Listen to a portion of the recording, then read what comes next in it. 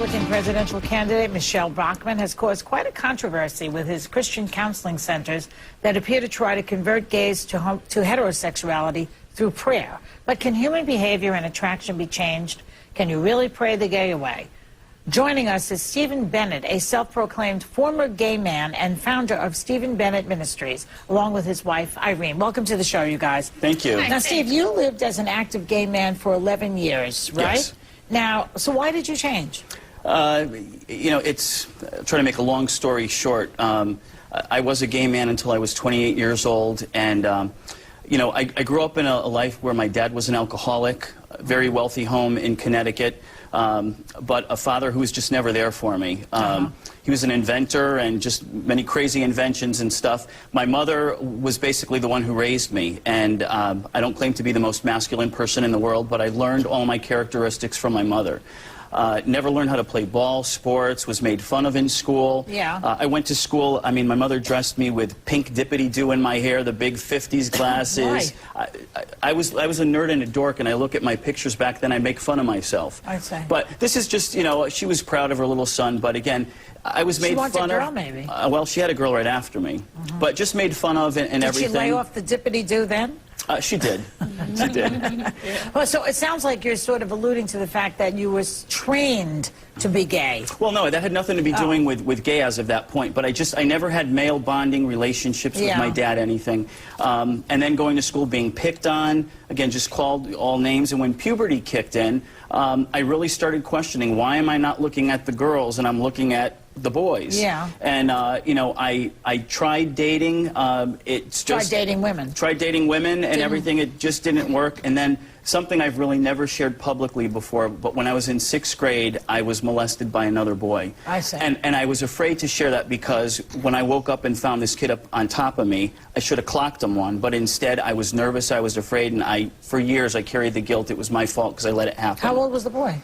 Same age. We were both the same age. And again, 6th grade. And I have a son who's in 6th grade going next year. So a boy your same age molested you? Oh, well, yeah. It's, I mean, without getting into graphic details, something happened that shouldn't happen between two boys. Okay, maybe he was gay, the boy. Well, possibly. Yeah.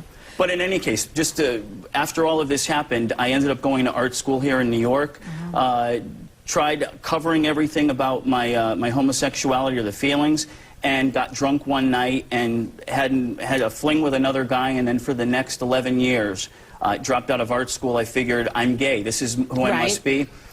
Went into a very bad depression, just hated who I was, bulimic, alcoholic, cocaine dealer in Connecticut, all of this crap, and I nearly died from a cocaine overdose one night back in '87, and my life was just so screwed up. I went to a drug rehab, got drugs, alcohol, bulimia taken care of, but I still had this secret, which I was gay. Yeah. I was fine. I fell in love with another man who was going to be my partner for life, and after over 100 men sexually, nothing I'm proud of, during an 11-year period, lost many friends to AIDS and thought I had it myself one time.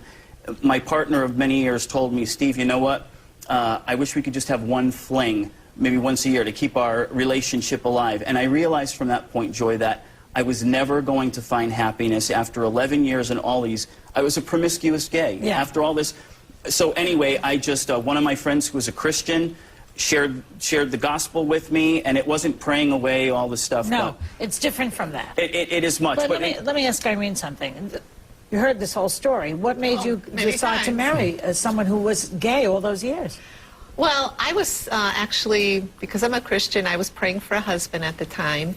And every night while I prayed, I really had a sense that I should pray for my husband's health, protection, and for him not to die.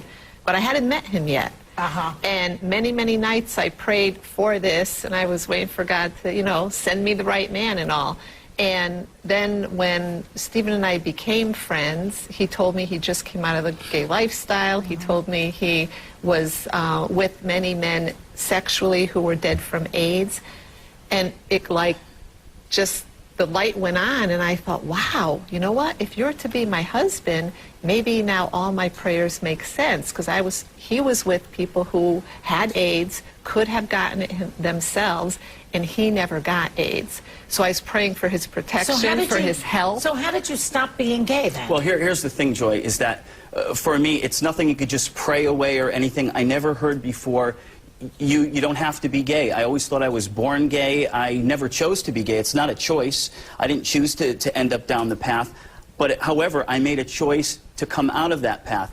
For me, But if it's not a choice, how can you choose to be out of it? Well, I could make the choice to come out of something. I was a drug addict, alcoholic, all these things. That's a little different, isn't it? Well, listen, for me, it was all these behaviors that were negative. Here's the key thing, though. I addressed the key issue in my life, which was a broken relationship between me and my father. I want to, if we can't talk about that when we get back, that was the key thing that changed my life. I don't have enough time to go through your whole history. Take a minute. But well, we're going to continue this in just a minute. Stay there. For Dr. Drew and He's for gone. you. Just Okay, I have here. a question then for everyone.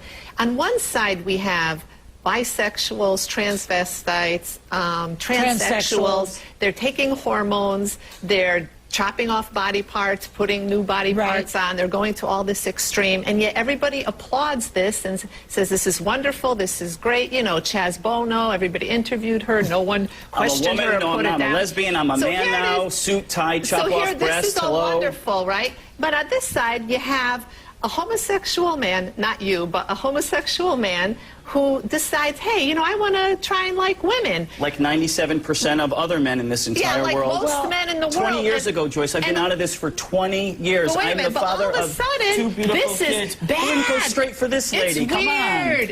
on. It's unnatural. It's abnormal. I think that what they say is, I don't know about all this other stuff. Yeah, but why is this like glorified and this a bad thing? Because there's a